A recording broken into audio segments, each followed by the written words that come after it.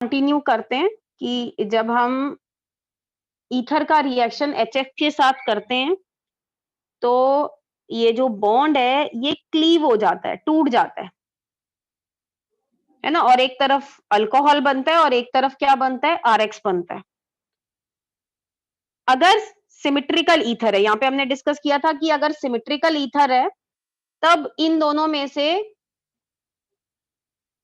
कोई भी bond cleave हो, चाहे इस साइड का RO बॉन्ड हो या यहाँ का, एक ही बात है। लेकिन हम डिस्कस कर रहे थे कि सपोज हमारे पास अनसिमेट्रिकल ईथर हो, अनसिमेट्रिकल ईथर, तो ये जो क्लीवेज है कि कौन सा जो बॉन्ड है, कौन सा कार्बन ऑक्सीजन बॉन्ड क्लीव होगा, इस साइड का क्लीव होगा या इस साइड का क्लीव होगा, वो डिपेंड करता है ये R और R' के ग्रुप के ऊपर कि भाई ये किस नेचर का है। तो पहले हम एग्जांपल देख लेते हैं। तो यहाँ पे पहले मैंने एक मिनट,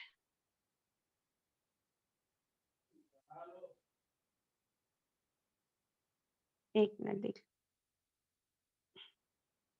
हाँ, तो यहाँ पे पहले हम एग्जांपल देखते हैं, एक दो, ठीक है। नॉर्मली मान लो ये रिएक्शन दिया हुआ है, ये ईथर का नाम है डाई इथाइल ईथर, ये कॉमन नेम बता रही हूँ डाई इथाइल ईथर, लेकिन अगर मैं इसका आयुपेक नेम बताऊं तो इसका नाम होगा 1 इथॉक्सी या इथॉक्सी इथेन, इथॉक्सी इथेन।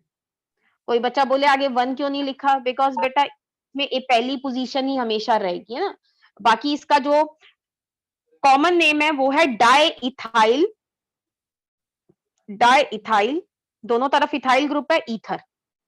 तो ये कह रहे हैं कि अगर आप इसका रिएक्शन सपोज आप HI के साथ करते हैं, हीट भी करेंगे ना, क्योंकि कोल्ड में तो रिएक्शन होता नहीं, खाली प्रोटोनेशन होती है। बट मैंने आपको कहा है कि अगर मान लो पेपर में खाली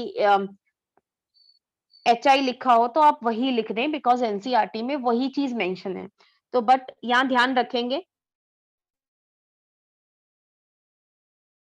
वैसे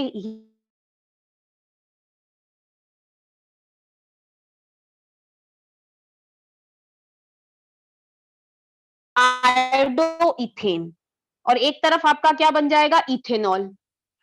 बट अगर HI आपका एक्सेस में हो, अगर HI मेरे पास एक्सेस में है तो क्या होगा, HI अगर एक्सेस में है तो ये जो अल्कोहल भी बन रहा है ये भी फर्दर जो है किसमें कन्वर्ट हो जाएगा, अल्काइल हैलाइड में। तो ये मैंने ओवरऑल इक्वेशन लिख दी है कि अगर ईथर का रिएक्शन अगर मैं नॉर्मली HI के साथ करती हूं तो एक अल्कोहल बनता है, एक मॉलिक्यूल, और एक मॉलिक्यूल अल्काइल हैलाइड का बनता है। लेकिन अगर मैं ईथर का रिएक्शन HI के साथ करूं और मैं नीचे लिख दूं एक्सेस में है HI, तो क्या होगा भाई, ये दोनों ही, ये बॉन्ड ऐसे टूट जाएगा, वाटर निकल आएगा और दोनों ही क्या बन जाएंगे, इस साइड वाला भी अल्काइल हैलाइड बन जाएगा और उस साइड वाला भी। ये मैं जर्नल रिएक्शन बता रही हूँ, अभी मैं साइट ऑफ क्लीवेज डिस्कस नहीं कर रही हूँ। ऐसे ही बेटा एक और क्वेश्चन है, ये मुझे मिला तो मैं आपको बता रही हूँ। एक आता है बेटा टेट्राहाइड्रोफ्यूरन, मैंने पहले भी इसको डिस्कस किया था, बस स्ट्रक्चर मैंने बताया था उस दिन। तो बेटा टेट्राहाइड्रोफ्यूरन को THF भी बोल देते हैं। ये साइक्लिक ईथर है। साइक्लिक क्यों है भाई, इसमें भी आपका सेम ये ग्रुप है, पर ये क्या है, साइक्लिक नेचर का है। एक जो कार्बन जो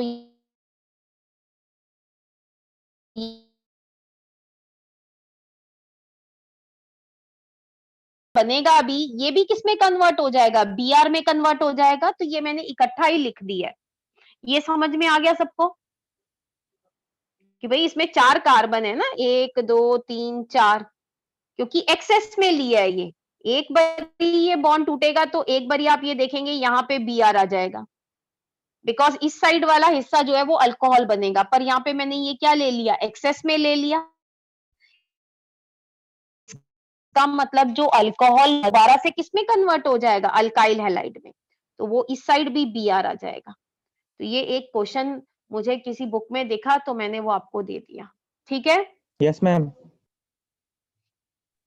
अब हम डिस्कस करते हैं अनसिमेट्रिकल ईथर में साइट ऑफ क्लीवेज कौन सी होगी? साइट ऑफ क्लीवेज मतलब मैं कौन सा बॉन्ड तोड़ूंगी, इस साइड वाला बॉन्ड तोड़ूंगी या इधर वाला तोड़ूंगी, है ना? एक तरफ अल्कोहल बनेगा, एक तरफ क्या बनेगा, अल्काइल हैलाइड बनेगा। तो इसके लिए बेटा आपने ध्यान रखना है, दो केसेस आएंगे, दो केसेस हैं। पहला केस वन ये कह रहे हैं, मान लीजिए आपके पास जो ईथर आपको गिवन है,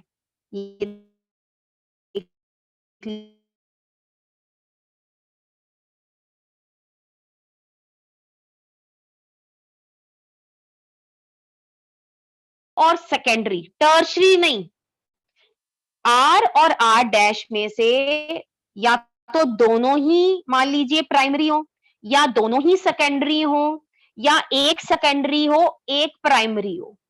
ये बात समझ में आई कि अगर ईथर में ये जो आर और आर डैश ग्रुप लगे हुए हैं, अब या ये प्राइमरी या सेकेंडरी अल्काइल ग्रुप में से हो, तो जब ये HI के साथ इसका रिएक्शन हम करेंगे तो जो मैकेनिज्म है वो SN2 होता है।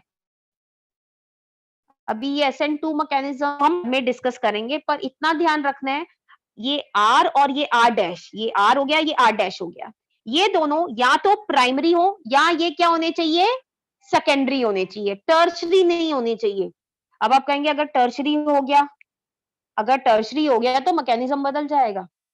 तो मैं बात कर रही हूं ये या तो प्राइमरी या सेकेंडरी में से कुछ हो। तो ये कह रहे हैं कि रिएक्शन जो है वो SN2 मैकेनिज्म से होगा, जिसको हम आगे डिस्कस करेंगे। और कौन सा बॉन्ड टूटेगा, किसके साथ आई आएगा, वो जाएगा जो ग्रुप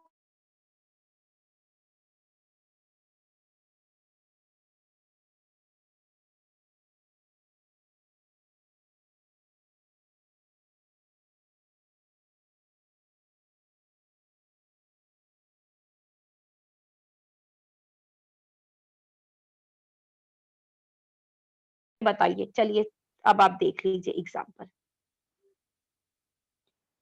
अब आप देखिए, कोई टर्शरी तो नहीं है ना, ये वाला ग्रुप और ये वाला ग्रुप टर्शरी तो नहीं है, बस ये चेक करना है प्राइमरी या सेकेंडरी है ये।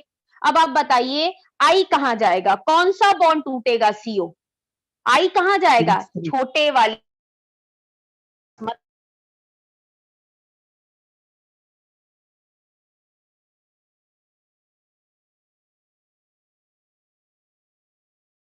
पहले इसी का देखते हैं। तो रिएक्शन कौन से मैकेनिज्म से होगा, SN2, जिसको अभी हम डिस्कस करेंगे। तो ये देखो मैंने लिखा है, हैलाइड आयन कहां अटैक करेगा, जो स्मॉल होगा या स्टेरिकली। आप कहें बस सेकेंडरी वाले का भी एग्जांपल बता दो, चलो बता देते हैं। ये देखिए, ये कंपाउंड मैंने दिया हुआ है। अब आप देखें, ये वाला जो कार्बन है, ये वाला जो कार्बन ऑक्सीजन के साथ वाला, ये 2 डिग्री है, और ये वाला जो है 1 डिग्री है। 3 डिग्री तो कोई नहीं है ना आसपास। तो आई कहां जाएगा, जिसमें स्टेरिक हिंड्रेंस कम हो या जो छोटा हो। तो स्टेरिक हिंड्रेंस कम किसमें है, इसमें। तो आई किसमें जाएगा, मतलब ये वाला बॉन्ड टूटेगा, इस तरफ जो है, एक मिनट, इस तरफ ये दूसरा जो पोर्शन है वो अल्कोहल बन जाएगा, और वो जो आपका जिसमें स्टेरिक हिंड्रेंस कम थी वहां पे आई आ जाएगा। ठीक है, यस मैम। अब आगे बात करते हैं। तो ये तो हो गया। अब ये आगे कह रहे हैं, मान लीजिए अब मैं बात करती हूं केस 2। केस 2 क्या होगा, जिसमें one of the alkyl group, इन दोनों में से कोई एक 3 डिग्री होगा, कोई एक 3 डिग्री होगा। अब आप कहें कि फिर दूसरा क्या होगा, तो बेटा दूसरा कुछ भी हो सकता है, दूसरा मिथाइल भी हो सकता है, दूसरा 1 डिग्री ग्रुप भी हो सकता है, अल्काइल ग्रुप भी हो सकता है, 2 डिग्री भी हो सकता है, पर एक ग्रुप क्या होना चाहिए, टर्शरी होना चाहिए। तो ये कह रहे हैं, मान लीजिए ये वाला ग्रुप टर्शरी है, तो जब एक अल्काइल ग्रुप टर्शरी होगा तो आपका जो रिएक्शन है उसका मैकेनिज्म बदल जाएगा, वो SN1 से होगा। और अब आपको समझ आना चाहिए कि SN1 का मतलब होता है इसमें कुछ कार्बोकटायन जैसा बनने वाला है ना, कार्बोकटाइन बनेगा। तो अब यहाँ इस केस में क्या होता है, जो आई होता है ना वो टर्शरी पे चला जाता है, बड़े वाले पे चला जाता है, टर्शरी पे। दूसरे वाला पोर्शन जो है वो अल्कोहल बन जाता है। ये समझ में आया? Yes ma'am. अब इसका एग्जाम्पल देख लेते हैं, तो एग्जाम्पल से ज्यादा क्लियर हो जाएगा। ये देखिए एग्जाम्पल, अब आप खुद सोचिए, ये वाला पोर्शन देख लीजिए, ये 1 डिग्री है, ये मिथाइल ग्रुप है, आई कहां जाएगा, छोटे वाले पे, ये बॉन्ड टूटेगा। तो देख लीजिए, ठीक है। Yes ma'am. अब अगला एग्जाम्पल देखते हैं हम। अब इसमें भी चेक करेंगे, ये ईथर है बेटा, क्योंकि ईथर का ना एक ही रिएक्शन दिया है। जैसे मान लो कोई बच्चा कहता है मुझे क्या पता यही रिएक्शन दिया हुआ है, तो बेटा बुक में सिर्फ 2 ही रिएक्शन दे रखे हैं, एक एरोमेटिक ईथर का दिया हुआ है और एक ये दिया हुआ है, इसके अलावा कुछ नहीं है ईथर के रिएक्शन, ठीक है। तो अब आप इसे चेक करेंगे पहले ईथर में। ये अगर आप देखें, ये 2 डिग्री कार्बन है ना, 2 डिग्री अल्काइल ग्रुप है। ये अगर आप देखें 1 डिग्री है, तो मैंने क्या बोला है, जहां स्टेरिक हिंड्रेंस कम हो, आई वहां जाना चाहिए, मतलब ये वाला बॉन्ड टूटेगा, 1 मिनट, ये वाला बॉन्ड टूटेगा और आई कम स्टेरिक हिंड्रेंस वाले के पास, मतलब 1 डिग्री अल्काइल हैलाइड के साथ जाएगा और यहाँ पे अल्कोहल बन जाएगा। ये वाला पार्ट समझ में आ गया? इसको देख लीजिए अच्छे से। अब थर्ड एग्जाम्पल पे, और देखिए इसमें मैकेनिज्म क्या है, SN2। अब थर्ड वाले पे चले जाएं। अब आप पहले खुद ऑब्जर्व करिए, फिर मैं बताती हूँ। अब आप इसमें देखें, एक ये आर है और एक ये आर है, ऑक्सीजन के दोनों तरफ के अल्काइल देखिए। ये अल्काइल अगर आप देखो, ये क्या है, 3 डिग्री अल्काइल ग्रुप है। तो इसमें आई, इसमें कौन सा बॉन्ड टूटेगा, 3 डिग्री वाला। आई कहां जाएगा, 3 डिग्री वाले के पास। क्यों जाएगा, क्योंकि यहां पे मैकेनिज्म जो है क्या हो जाएगा, SN1, ठीक है। Yes ma'am. Yes ma'am. और ये क्वेश्चन भी आता है, अभी हम डिस्कस करेंगे आगे। अब मैकेनिज्म देख लेते हैं भाई, मैकेनिज्म कैसे आएगा, ठीक है। ये समझ में आ गया कि कौन सा बॉन्ड टूटेगा, कौन सा नहीं टूटेगा। Yes ma'am. अच्छा, अब मान लो मुझे पेपर में दिया हुआ है कि मैकेनिज्म लिखिए, किसका मैकेनिज्म लिखिए, इस रिएक्शन का। अभी मुझे नहीं पता मुझे कौन सा मैकेनिज्म लिखना है, इसलिए इसमें मैंने मैकेनिज्म को ढक दिया। अब आप देखिए, अब आप, ये ईथर का रिएक्शन दिया हुआ है। अब आपको उसी टाइम ध्यान में आना चाहिए, ईथर के रिएक्शन में या तो SN1 मैकेनिज्म है या कौन सा मैकेनिज्म है, SN2। अब आप इसमें चेक करिए कि इस साइड अगर आप देखें, 3 डिग्री अल्काइल हैलाइड तो नहीं है, सॉरी अल्काइल ग्रुप तो नहीं है ना आइदर साइड पे कहीं पे। तो इसमें मैकेनिज्म क्या होगा, SN2, क्योंकि हाँ, तो हम SN2 मैकेनिज्म इसमें लिखेंगे। तो ये मान लो मुझे क्वेश्चन दिया हुआ है ऑलरेडी, तो SN2 मैकेनिज्म में देखिए पहला स्टेप दोनों में ही सेम होता है, SN1 और SN2 दोनों में। क्या होता है पहला स्टेप, भाई HI यूज कर रहे हैं या हम HX यूज कर रहे हैं, हम हेलोजन एसिड यूज कर रहे हैं, तो बेटा प्रोटोनेशन होगी। तो ये प्रोटोनेशन हो गई, ऑक्सोनियम आयन बन गया, ठीक है। Yes ma'am. अब देखिए आपको खुद समझ में आना चाहिए, अगर प्रोटोनेशन होनी चाहिए तो अच्छा एसिड, जितना अच्छा एसिड होगा, जितना बढ़िया एसिड होगा, उतनी जल्दी प्रोटोनेशन होगी ईथर की। और सबसे बढ़िया एसिड जो होता है वो होता है आपका HI, देन हाँ फिर HBr, फिर HCl, ठीक है। इसलिए HI की रिएक्टिविटी सबसे ज्यादा होती है इसके अंदर। अभी अगला स्टेप देखिएगा, कौन सा मैकेनिज्म है, SN2 का मतलब बैक साइड अटैक होगा। तो ये जो I- है ना, ये न्यूक्लियोफाइल भी होता है। अगले स्टेप में न्यूक्लियोफाइल अटैक करेगा, कौन सा न्यूक्लियोफाइल, I-। अब I- कौन से कार्बन पे अटैक करेगा, क्योंकि बैक साइड अटैक होना है, SN2। और SN2 के लिए भीड़ भाड़ क्या होनी चाहिए, कम होनी चाहिए, लेस स्टेरिक हिंड्रेंस। अब आप Yes, ma'am. बताइए इस वाले कार्बन पे स्टेरिक हिंड्रेंस कम है या ये सेकंड वाले कार्बन पे? First भीड़ वाले पे। कहाँ कम? फर्स्ट वाले पे। तो इसीलिए मैंने इसे फर्स्ट पे अटैक करते हुए दिखाया, पहले पे अटैक किया, ये बॉन्ड यहाँ टूट गया और ये आपका जो है प्रोडक्ट बन गया। मैं इसे पूरा दिखा देती हूँ, ठीक है? Yes, ma'am. वैसे तो आपने यहीं तक मैकेनिज्म करना है क्योंकि मैंने स्टेप क्या दिया हुआ है, सिर्फ इतना दिया हुआ है ना, ये वाला स्टेप। लेकिन ना मैंने अगर मान लो HI एक्सेस में होता, HI एक्सेस में होता तो ये जो अल्कोहल बन रहा है ये भी फर्दर किसमें कन्वर्ट हो जाता? अल्काइल हैलाइड में कन्वर्ट हो जाता। तो वैसे तो ये 2 ही स्टेप आपने याद रखने हैं, पर मैंने ये तीसरा बुक में भी दिया हुआ है कि अगर एक्सेस HI हो तो ये जो अल्कोहल बना होगा ना, इसका भी फर्दर आगे रिएक्शन हो जाएगा। पहले प्रोटोनेशन होगा, फिर इससे भी अल्काइल हैलाइड बन जाएगा। तो ये भी आप करना चाहें तो कर लीजिए, पर मेन है शुरू के 2 रिएक्शन करने हैं जहां पे आपका पहली क्लीवेज हो रही है CO बॉन्ड की। ठीक है, समझ आ गया ये SN2 मैकेनिज्म? Yes, ma'am. अब मान लो मुझे एक अगला क्वेश्चन दिया हुआ है। इस क्वेश्चन में भी मुझे बोला है भाई मैकेनिज्म लिखिए। पहले चेक कर लूं ये क्या है, ये ईथर है। ईथर का रिएक्शन HI के साथ हो रहा है। अब यहीं पे मुझे सोचना चाहिए भाई SN1 मैकेनिज्म लिखना है मुझे या SN2। अब आप खुद सोचिए, इस साइड ये वाला टर्शरी है ना, ऑक्सीजन के एक तरफ टर्शरी है, तो कौन सा मैकेनिज्म लिखना पड़ेगा? One. SN1। अच्छा, वो ये मैकेनिज्म कराने से पहले अभी हमने पीछे देखा, पहले स्टेप में प्रोटोनेशन हो रही थी, दूसरे स्टेप में न्यूक्लियोफाइल अटैक कर रहा था। तो HI की रिएक्टिविटी सबसे ज्यादा, ये मैं आगे डिस्कस करूंगी, सबसे ज्यादा रिएक्टिव होता है HI। इसके 2 कारण हैं। एक कारण ये कि ये स्ट्रॉन्ग एसिड है, ये H+ जल्दी दे देता है, क्योंकि अगर आप खुद सोचें H का साइज तो उतना ही है तीनों केस में, लेकिन आयोडीन का बड़ा है तो ये बॉन्ड एंगल, ये बॉन्ड लेंथ ज्यादा है तो ये बॉन्ड क्या हो जाता है, जल्दी टूट जाता है। Yes, ma'am. तो ये 2 कारण है HI जो है वो ज्यादा रिएक्टिव है। क्यों? एक तो भाई ये अच्छा एसिड है, स्ट्रॉन्ग एसिड है एज कंपेयर, मैं ये नहीं कह रही हूँ दूसरे एसिड नहीं है, पर as compare to other halogen acid. दूसरी चीज, ये जो I- है ना, अगले स्टेप में कौन अटैक करता है? I-, मतलब न्यूक्लियोफाइल।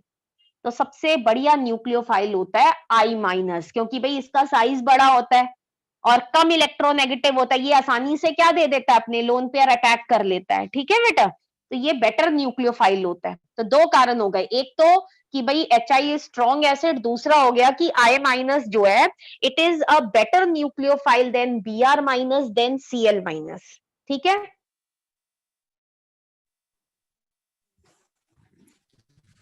ठीक है मैम। ठीक है, हाँ ये इसको समझ लेते हैं, उसके बाद हम एंड कर देंगे। हाँ जी, अब मान लीजिए ये रिएक्शन दिया हुआ है, मैंने कहा इसका मैकेनिज्म लिखना है आपने, तो आपने पहले यहाँ चेक कर लेना कौन सा मैकेनिज्म लिखने वाले हो आप। अब आप ये देखिए, इस साइड 3 डिग्री अल्काइल हैलाइड है, तो मतलब SN1 लिखना पड़ेगा। चलो लिखते हैं। तो पहला स्टेप देखिए, दोनों का ही कॉमन है, प्रोटोनेशन हो रही है। पहले स्टेप में ऑक्सोनियम आयन बन रहा है। ठीक है, Yes, ma'am.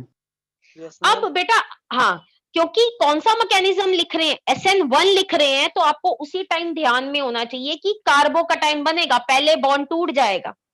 तो अब ये होगा, पहले ही बॉन्ड टूटेगा। अब आपको खुद सोचना है, अगर लेट अस सपोज अगर ये वाला बॉन्ड टूटता है तो ये वाला कार्बोकटाइन बनता है, अगर इधर वाला बॉन्ड टूटता तो ये वाला कार्बोकटाइन बनता। अब आप बताइए, मिथाइल कार्बोकटाइन ज्यादा स्टेबल होता है या ये जो 3 डिग्री कार्बोकटाइन बनने वाला है ये ज्यादा स्टेबल होगा? 3 डिग्री वाला। 3 डिग्री कार्बोकटाइन। तो अब आप खुद सोचिए, ये वाला बॉन्ड टूटेगा, इधर वाला नहीं टूटेगा। तो because 3 degree कार्बोकटाइन is more stable, तो इधर वाला जो हिस्सा है, जो छोटे वाला हिस्सा है, जो या तो 2 डिग्री अल्काइल हैलाइड भी हो सकता है, 1 डिग्री भी हो सकता है, वो जो है वो अल्कोहल में कन्वर्ट हो जाएगा, और जो हिस्सा 3 डिग्री वाला है वो कार्बोकटाइन बन जाएगा, because 3 degree कार्बोकटाइन is more stable. अब इसमें एक स्टेप फालतू होता है, क्योंकि बॉन्ड इकट्ठा टूटता बनता नहीं है SN2 की तरह, इसमें पहले बॉन्ड टूट गया और कार्बोकटाइन बन गया। अब कार्बोकटायन बन गया, फिर लास्ट स्टेप में ये I माइनस अटैक करता है इस कार्बोकटायन पे और ये आपका अल्काइल हैलाइड बन जाता है। ठीक है, यहाँ पे अल्काइल आयोडाइड बना है। ये समझ में आ गया सबको कि भाई ऐसा क्यों होता है? समझ आ गया? Yes ma'am. चलिए फिर हम ना इसको आगे डिस्कस करेंगे लास्ट पीरियड में।